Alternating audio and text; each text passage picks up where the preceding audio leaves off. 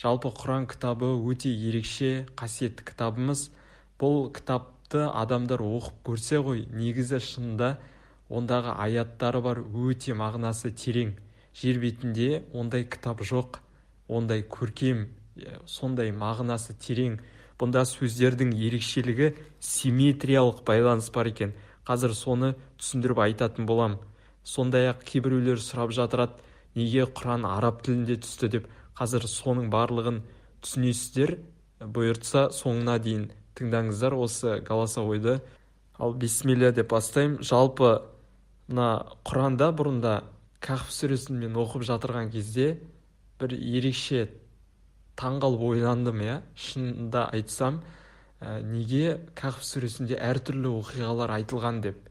Мысалы, үңгір иелері туралы айтылған, содан кейін Мұса пайғамбардың оқиғасы бар айтылған, Зұлқарнайн туралы айтылған, сондай-ақ бақша иелері туралы да айтылған. Енді бұлардың арасында байланыс қандай деп ойладым Кахф сүресінде. Содан кейін бір видео шығады ғой, өте қызық, ерекше жағдай болған. Сол видеода осы Кахф сүресінің түсуі туралы айтылған, яғни қалай түскені туралы. Бастапқыда пайғамбарға келіп айтқан екен, әдейі сынап көру үшін.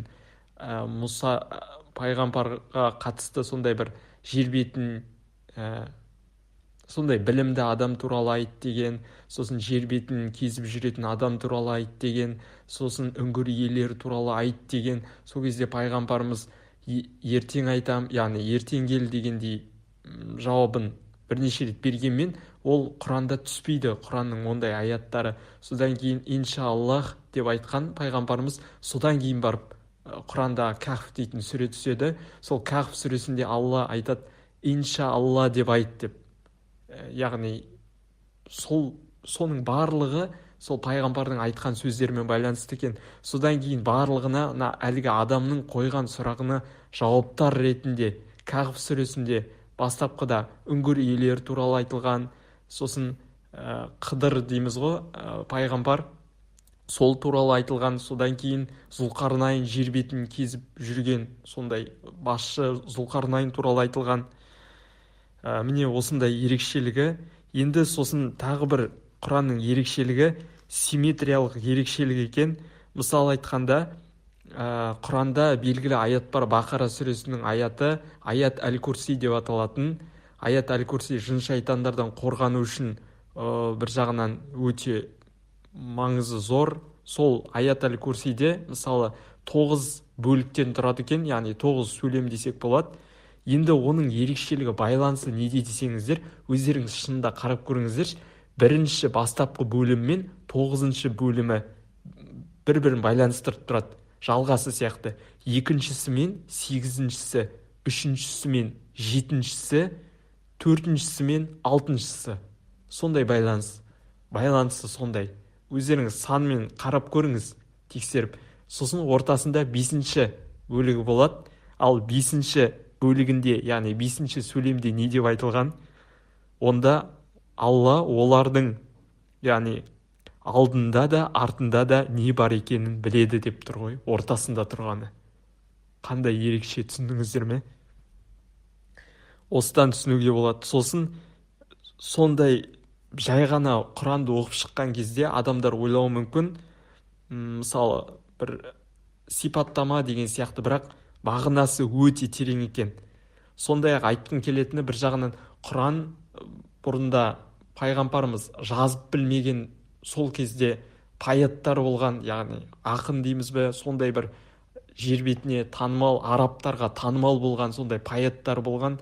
Сол кезде пайғамбарымызға Құран түскеннен кейін тіпті олардың өздері де қарсы жауап бере алмай қалды. Әлгі Құранның өте сондай көркемділігіне, негізі ол шыңы ғой, шыңы көркемділіктің. Тіпті арабтарда да, араб сөздерінде де сондай араб тілдерінде қателіктер кетсе, бірақ Құранда қателік жоқ. Сондай ерекшелік, шың ол, яғни араб тілінің сондай көркемділік шыңы.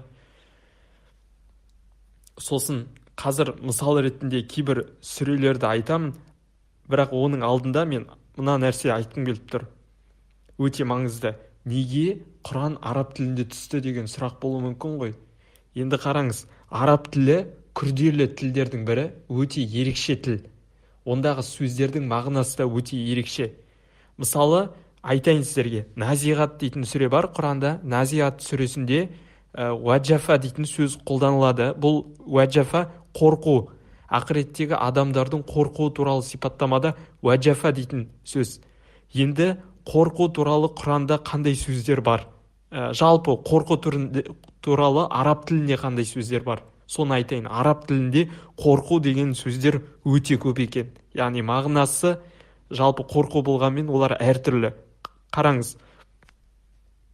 Хауф дейтін сөз бар. Бұл біздікіне қауіп деген сияқты мағынаны білдіреді. Хашия дейтін сөз бар. Бұл қорқыныш. Хушух дейтін бар. Өте жоғары қорқыныштың түрі. Сондықтан намазды хушухпен оқиды деген сөз бар ғой. Сондай бұл бір қорқынышпен, үреймен, сондай былай ықыласпен деп түсінуіміз мүмкін. Бұл ықыласпен оқу деп, бірақ хушух дейтін сондай бір қорқыныштың үлкен қорқыныш мұсылмандарда болатын. Сондай қорқынышпен оқу, ниет қойып деген мағынада. Тақуа дейтін сөз бар. Амалдардың арт жағы не болатыны туралы адам, яғни последствия дейді ғой, содан қорқу. Хазыр дейтін сөз бар. Жалпы содан кейін қорқудың қазір түрлерін айта кетсем өте көп. Әшфақо деген сөз бар. Жақсы көретініңіз қиындықта қалады деп қорқу дейді. Сосын рағып, руғып дейтін сөз бар. Ол қатты қорқып сандырақтау дегенді білдіреді. Рахаба дейтін сөз бар. Жақсы көретініңді ренжітіп алмас үшін қорқу дейді. Уаджаля дейтін сөз бар. Алланы еске алғанда жүректің қорқуы, мысалы айтқанда болатын. Аужаса дейтін сөз бар. Хабар келген кезде қорқу, немесе қорыққанды көрсетпеу. Аужаса дейтін сөз Ибрахим пайғамбар туралы айтқанда қолданылады. Мысалы, Ибрахим пайғамбарға періштелер адам кейпінде келген кезде Ибрахим пайғамбардың қорқынышы аужаса ретінде сипатталған. Сонда ерекшелігі осында. Аужаса дейтін, яғни осыдан түсінуге болады, Ибрахим пайғамбар қорыққанын көрсетпеген. Немесе раух дейтін сөз бар. Қорқудың түрі шошып кету дегенді білдіреді. Яғни шошу дейміз ғой, раух. Ибрахим пайғамбардың сондай раух сипатталады қорқынышы, яғни шошып кеткені туралы.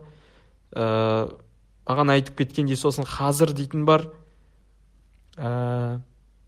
Яғни қашуға апаратындай қорқу, яғни адам қорыққаннан қашып кететіндей қорқыныш түрі. Сосын және де тоқталатын уаджафа дейтін сөз.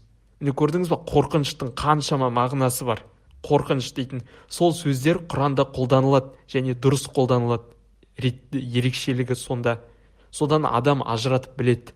Араб тілінің ерекшелігі осындай. Адам ажыратып нақты біледі. Мысалы, сондай-ақ қазір сіздерге айтайын, Такуир дейтін сүре бар. Сонда ухушу хушират дейді. Яғни вайзәл, жалпы не? Вайзәл ухушу хушират, жабайы жануарлар жиналған кезде дейді.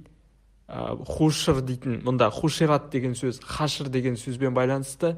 Хашыр дейтін Құранда сүре бар. Хашыр деген сөз бар, сосын жамаа дейтін сөз бар. Екеуде жиналу деген мағынаны білдіреді. Енді айырмашылық неде? Қараңыз, жамаа дейтін сөз, жамағат деген қазақ тілінде де сөз бар ғой. Адам өз еркімен бір жерге жиналса, оны жамаа дейді екен. Мысалы айтқанда адамдар мешітке намаз оқуға жиналады. Яғни онда адамдарды кімдер дейді? Жамағат дейді. Сондай-ақ жұма намазына жиналған жамағат, адамдар өз еркімен жиналады.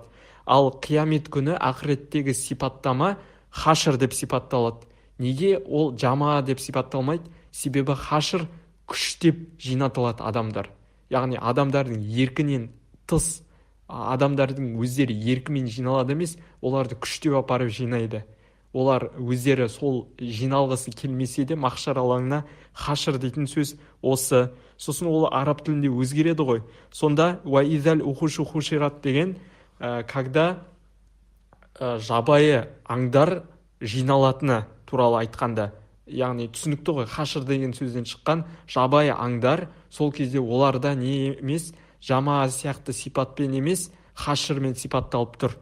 Яғни оларда күштетіліп жиналатыны туралы содан ажыратып білеміз. Көрдіңіз бе, Құранның ерекшелігі осында араб тілімен, неге араб тілінде дейді ғой кейбіреулері, кәусар дейтін сөз бар. Ең қысқа Құрандағы сөздің өзін мысалы бір кісі талдаған. Мен осы ақпараттарды жинағаным, Нуман Алихан дейтін кісі бар.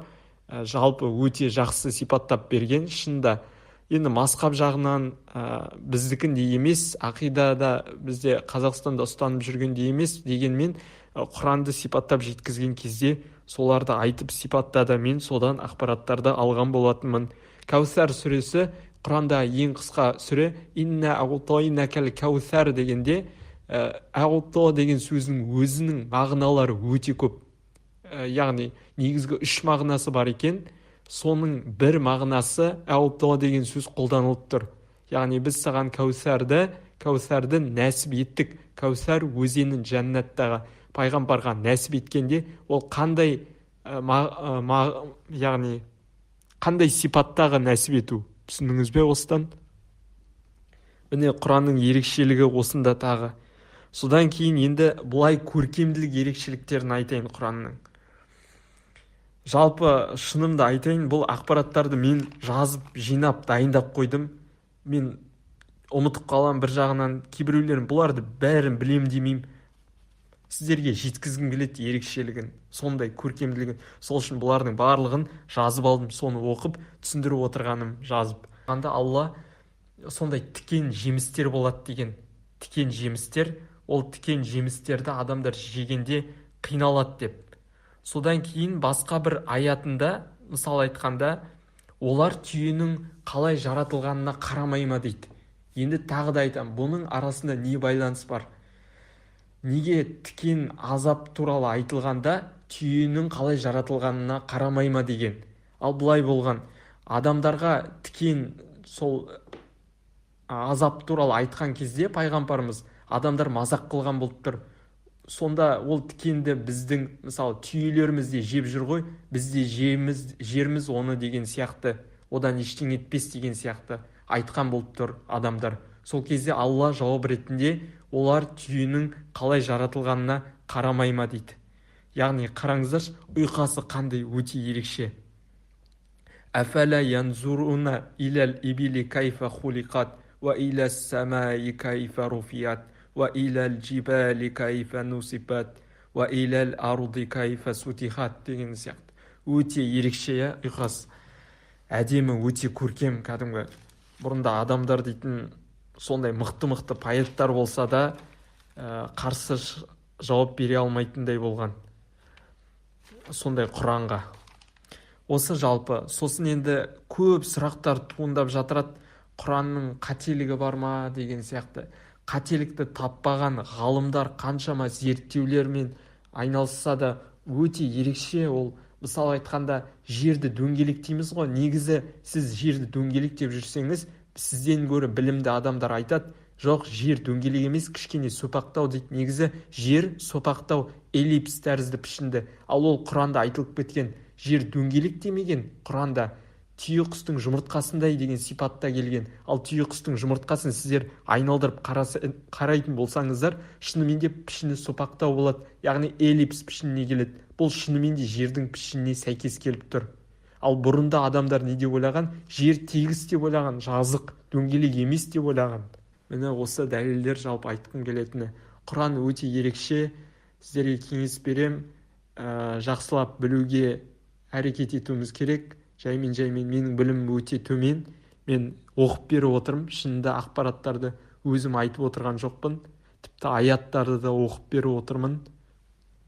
Құрандағы менің қалайтыным осы жалпы түсіндіргім келді Құранның көркемділігін. Бұл мен айтқаным тек шамалы ғана. Оның қаншама басқа да көптеген аяттар бар Құранда. Қаншама 114 сүре бар, оның қаншама аяттары бар, 600-ден астам бет.